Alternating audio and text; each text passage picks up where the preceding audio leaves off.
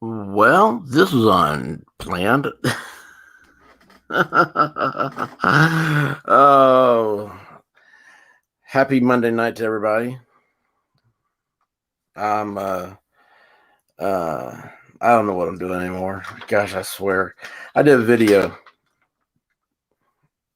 Gosh, did the whole thing. Was editing it out a little bit. And then for some reason, for saving or I don't know, maybe changing the screen size, I forget what I was doing. Anyway, I hit the little trash can, and oh, that's what it was. I was trying to save it. I was trying to save it, and so I hit the little trash can and realized I hadn't saved it. So my video on Mr. Ronnie O'Neal. Ronnie O'Neal is the dude down in Tampa that was on trial for murdering his baby mama, his baby, and attempted murdering his 9-year-old, 8-year-old son. And here I'm walking away, messing around, just being me, just being me. And anyway, so I had to grab. I found, you ever like just look down and you see something, you think to yourself, self, how did that get there? Well, I just looked down and saw my Zippo. Buddy of mine gave me this. So anyway, I was like, ooh, that can be on the floor. And also, I just got fuel for it. So I'm going to probably play with it and annoy everybody throughout this whole thing. You know, a Zippo is the original fidget toy, right? Fidget spinner. It was the Zippo. So I don't know why they're not popular right now. I mean, it's just, there's so many tricks and stuff you can do with a Zippo. Besides that, it's probably just a good idea to have a lighter. You don't need to carry it everywhere, but it's good to have it. Anyway, back onto Ronnie O'Neal. So I did a video on his closing arguments. Ronnie's the guy that, in his opening arguments, he had 30 minutes. He did them for, and he was yelling at the jury during it. It's like he learned how to do public speaking from going to church, right? And had the whole hellfire brimstone, and it was it was awesome. I was watching Nick Rakita Law. He's got a great show he does during the week on his. You're going to come up here in an hour. It's midnight Eastern, and he's in Minnesota, so his is like 11 his time. So anyway, I was watching his show, and he was tired, and he was like, yeah, okay, so this one guy, Ronnie O'Neal, let's try him. He goes, I don't know if I'm going to make it through it all. Guys, I'm really tired. Next thing you know, he's laughing. He's dying. He's like, he couldn't handle it. It was just the performance of Ronnie O'Neal was amazing. And so anyway, we kind of following it. A lot of people have that I follow on YouTube and stuff. And anyway, today he did his closing arguments. And I was like, oh man, Ronnie's closing arguments, sweet. I've been meaning to get something out. And his closing arguments, he admits to killing. Oh, whoops. Sorry. Oh, man, that burns. That was a spoiler alert, right? Hell, y'all saw his hair. He wasn't innocent. His hair was fashioned after Sideshow Bob. So anyway, it just need to be purple. Excuse me, I don't know how to mute. Oh, there it is. There's a mute button. I looked up and I saw that there's a mute button. I'm sorry for the yawn. Anyway, oh, by the way, this is live. This is Virtual Rail Fan. I started following this guy. Gosh, they've got these cameras. I mean, who knew, right? They're all over the country. And I thought, our adopted one ought to be Jonesboro, Tennessee, even though that's not how I thought you spelled Jonesboro. But anyway, um, the oldest town in Tennessee, the first court was in Washington County, Tennessee. So anyway, I thought we'd just put that on in the background. I mean, I got a little ding on my Zippo. I bet that annoys everybody. I bet nobody will ever listen to this because of my Zippo. So Ronnie O'Neal, back to him. He's doing his closing arguments today, and he starts. He drops a GD in there, which you don't do that in court. That's just you just don't cuss in court, right? And then he blames of course he blames prosecution. I mean, that's his whole case the whole time. And his big thing was they had his child on there to say that I thought the original thing was that he stabbed his child 11 times. He said that I beat my child 11 times. And they were manipulating the calls because they're speeding up the audio. And the prosecutor... Oh, man, I hit mute. Awesome. I got my yawn in. I'm tired. God, I'm so tired. I've nonstop for past 3 weeks. Anyway, so the prosecutor finally, he objects to Ronnie. And he says, Your Honor, he's saying stuff that wasn't presented in evidence. We have no idea about this, what he said on the phone call that he's talking about. And the prosecutor says, he's only saying stuff because he was there. I mean, if the prosecutor did that intentionally, it was a sly move. If he didn't do it intentionally, which I really don't think he did, I think he just how you talk. I mean, it's just how lawyers are. It's funny, I'm doing a live stream, so I figure everybody should know who I am or what I am or what I'm not. That's it. What I'm not. I am a esteemed law school graduate. I am not a a practicing lawyer. That is so what's the difference there? It's you graduate law school, you're a lawyer. Attorney is someone who does it for a living.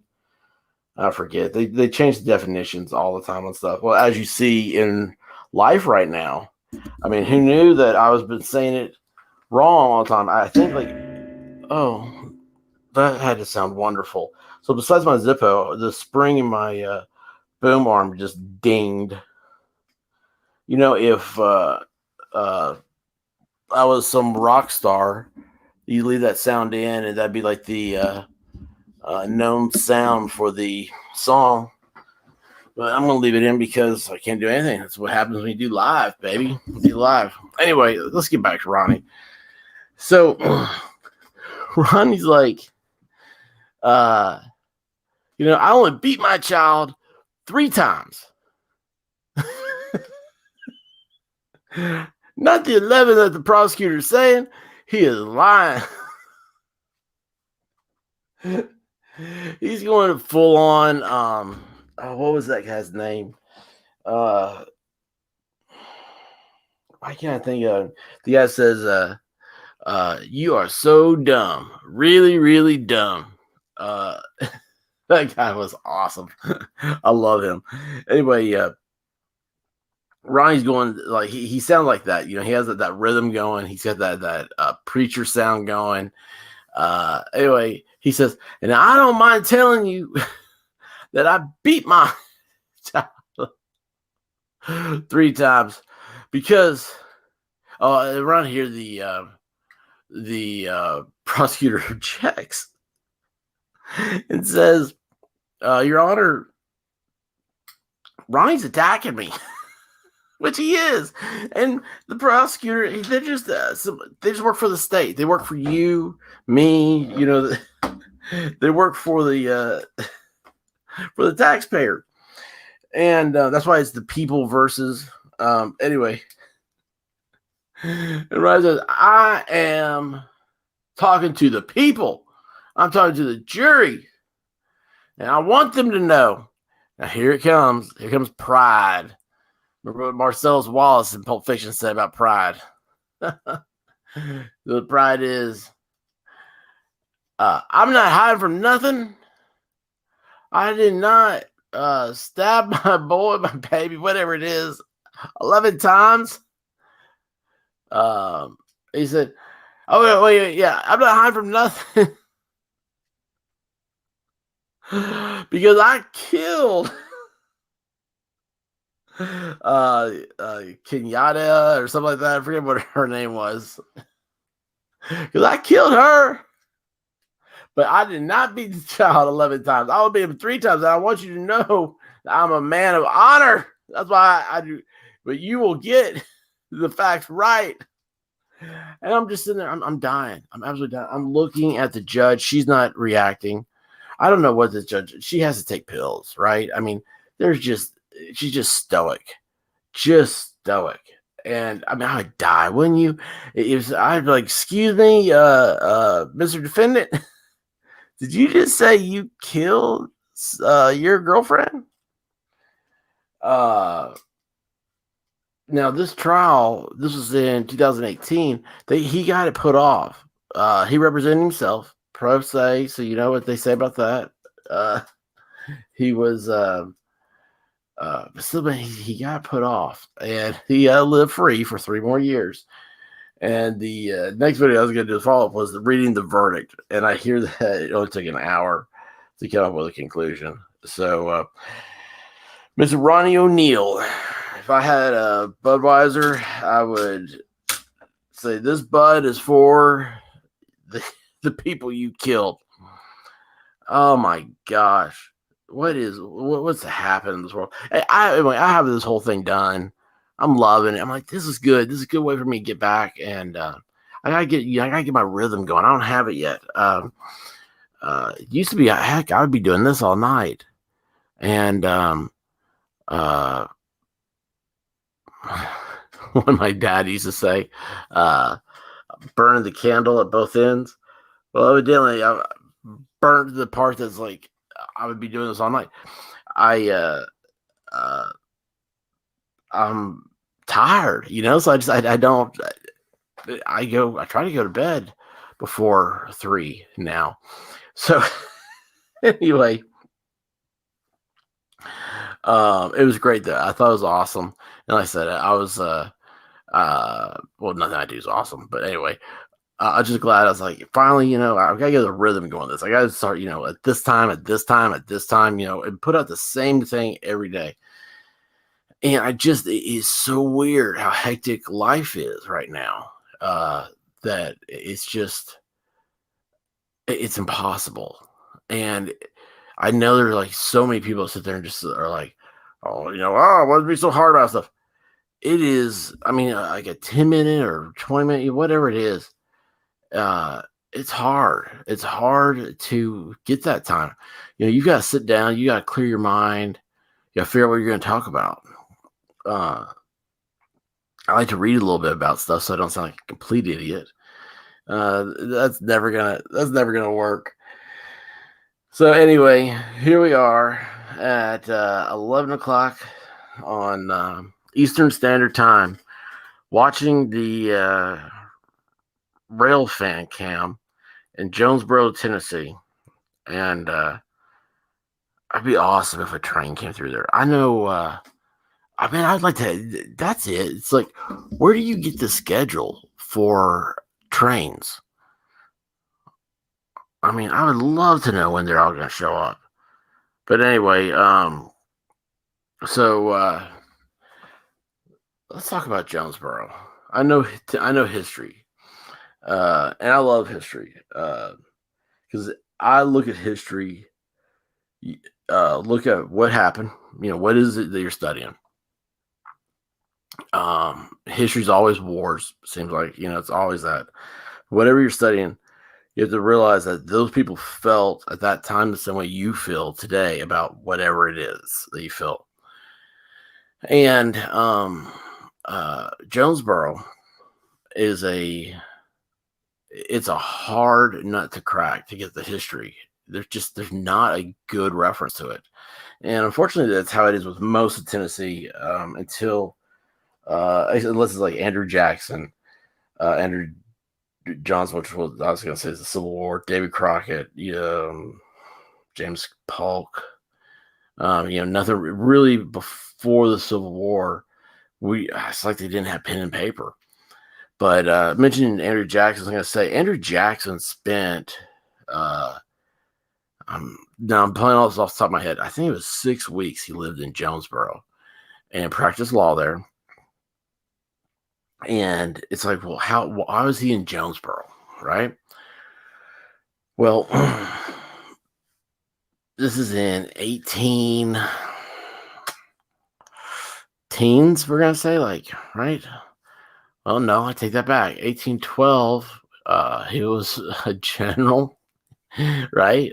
So this is in Tennessee became a state in 1796. So this is 1798, 99, 1801, right around that time. And Andrew Jackson is trying to get down to Knoxville. I think Knoxville is going to take a boat on down to Nashville, where he's going to practice law. So the thing is, and I found this out just recently too. So there is, I don't know I don't know geography, history. A lot of history is based on geography, and with Google Earth, I've relearned a lot of stuff. And so you had like up in Kingsport area, there was the Holston River's up there or something, and it in the what's the there's another one in Washington County. Those two meet up and they make like the Pigeon River, and that flows into the Tennessee River. Or right, hold on. Maybe it is the Pigeon. No, it's the Nolichucky. That's what it is. Nolichucky. That's down in Sevierville. Nolichucky's down in that area too. It goes over to North Carolina and stuff. Right? Anyway, it doesn't matter. So you'd have to leave Kingsport. Well, you look on a map today, in Kingsport, there's an interstate between it and Johnson City. And it's like 20 miles. Well, back then on horseback, that's quite a few days. And in Jonesboro, Andrew Jackson was there for 6 weeks while they waited for enough people. And when you say people, I mean it's white people. I hate saying that because it feels like going to the whole race thing that everybody wants to talk about nowadays. But it was just to get enough. There weren't any black people in Tennessee yet. I mean, there were, but there wasn't like, Tennessee had just become a state. If I have my dates right, Tennessee had just become a state, and Andrew Jackson's there in Jonesboro. Before then, it was North Carolina. And anyway, see, I sound like an old history professor. Something I can't get my dates right. I can't figure it out. Anyway, so if you're Jonesboro, I mean, look at it right now. There's not much electricity right there. I mean, there's not much lighting, right? And imagine not having any. That's the big thing I don't think people realize about history. There's no electricity. And that always gets me. And it got me. My wife and I, when we got, it was early in our marriage, we went to South Carolina and rented a condo on a very secluded beach. There's nothing out there. Turtles. That's what it was. Their turtle eggs were everywhere. Nests were everywhere. And we walked out to the ocean, the beach one night around midnight. It was the first time in my life I've ever seen the Milky Way. And it's the most amazing thing I've ever seen. It absolutely is the most amazing thing. And so I imagine back then with Andrew Jackson, looking up every night, uh, you see these beautiful stars and stuff. I mean, they're the eyes of your elders. These stars been there for billions of years, right, or whatever. I don't know. I'm not a mathematician either.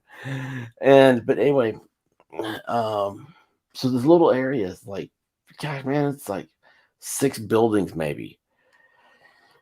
They were waiting on enough white people to show up so they could get a wagon train to make it to Knoxville, because the area of East Tennessee was full of hostile Indians. And that just absolutely amazes me. It absolutely is amazing to me.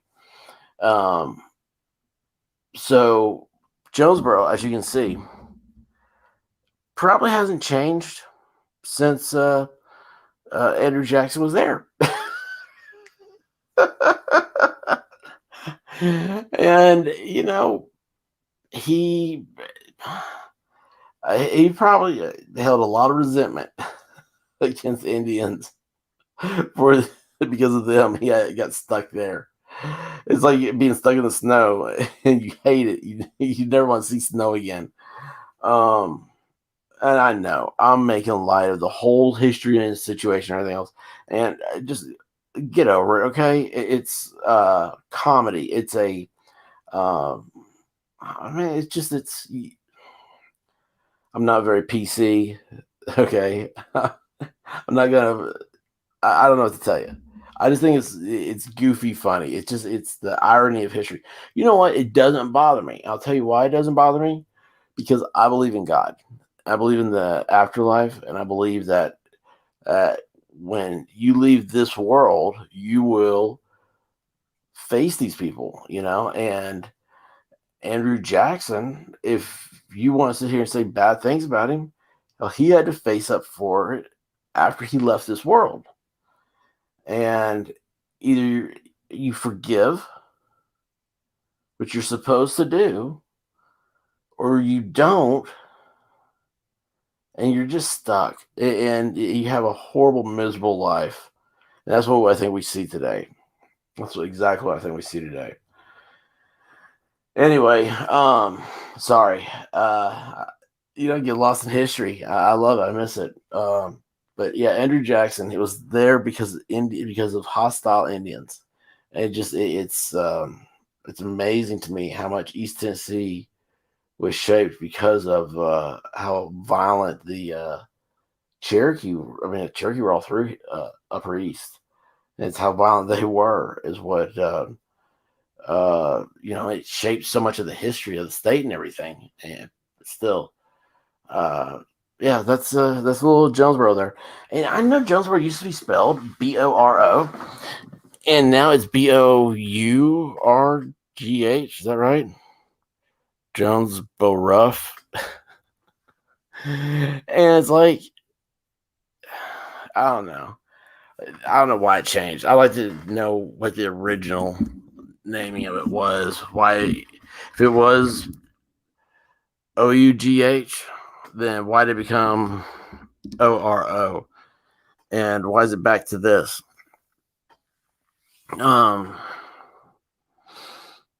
Man. Just think about that. Andrew Jackson.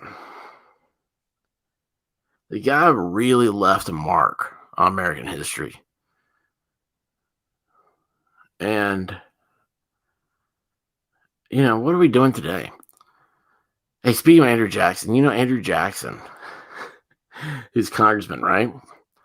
So he got in a fight with another congressman, to which he beat him with his, and he had a hickory stick. He had a hickory cane. He beat him with it in Washington, D.C. he got arrested. And his attorney, Andrew Jackson's attorney, was, oh gosh, man, a blank. The national anthem, Francis Scott Key, right? Yeah, so he was the attorney for Andrew Jackson for beating up whoever it was. Geez, I can't remember anything. Anyway, yeah, it was gosh, it's just so weird thing about all that. And so also Andrew Jackson, I did not know Jacksonville, Florida, is named after him because he was the first governor of Florida. Didn't know until I was in Jacksonville, and they didn't teach that in Tennessee history. You don't think there's a screw up there, do you? So he had to go to Jacksonville because the Seminole Indians were doing what the Cherokee Indians were doing. And that's just the way they did things back then. And Andrew, I mean, he does what he does. But Davy Crockett, supposedly he went with Andrew Jackson.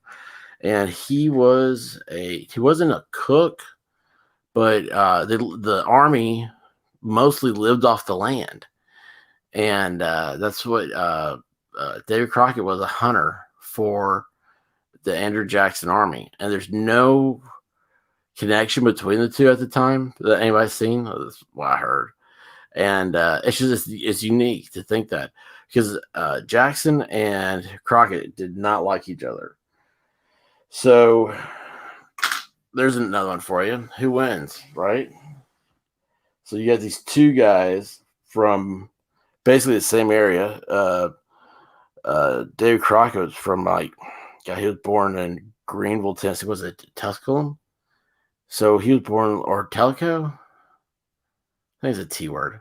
So David Crockett was born 15 miles probably from where this camera is. And you got Andrew Jackson, and he was a congressman. Andrew Jackson was a congressman. But Andrew Jackson became president, and David Crockett died in the dirt of a San Antonio church in Texas. Isn't that crazy? So a lot of people say, oh man, David Crockett, they sing his praise and everything else. I don't know. I mean, Jackson was president, right? Jackson's last words were not, I wish to hell I hadn't left Tennessee. Oh, geez. Tennessee history is crazy. It's absolutely crazy.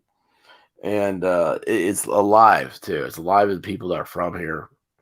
And I don't know, something that's unique about it. But the state is full and does not need anybody else moving in. And I'll tell you that as a friend. You're much better off. Gosh, man, Mississippi is so cheap.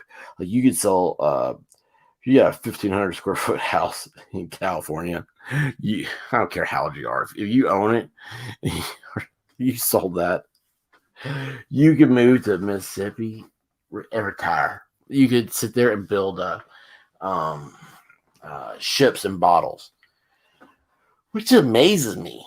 Is that still a thing? Is that a hobby? It just seems like it's an amazing thing. I just found out that people are building cuckoo clocks as hobbies. How cool is that? A cuckoo clock. Oh well. It's Amazon Prime days. I gotta get back to shopping. Let's see, how long have I been on here? I'm so a boring person. Almost 30 minutes now. All right, well listen, I'm gonna get off. I'm going to go fix some milk and cookies, and probably gonna check out Rakita's live stream. Check out the virtual rail fan. This stuff's cool. Oh, and by the way, it's raining in Jonesboro. So stay dry if you're from over there. But please, you know, if you made it this far, hit that like, hit that subscribe. Um, I don't know. I need a better message to put out what I have planned for this. I enjoy this. This is my hobby. So with it being a hobby, that means I have to get rid of other hobbies. They might have that problem. You have too many hobbies. I just enjoy everything. You know, like there's nothing I don't like except for seafood. I hate seafood and birds. Birds terrify me, but thankfully, birds aren't real. Um. All right. Well, listen. Uh. Peace, love. Don't do dope. May the force be with you, and may the may the wind be at your back, and all that good stuff. Listen, y'all. I'll be back, and I love everybody, and I want you to love somebody too. And we'll just see what happens with this little experiment. All right, let's have a good time while we're here. Anyway, God, I forgot. I've already used all my bye innuendo. So here it is one more time. Be safe and good night.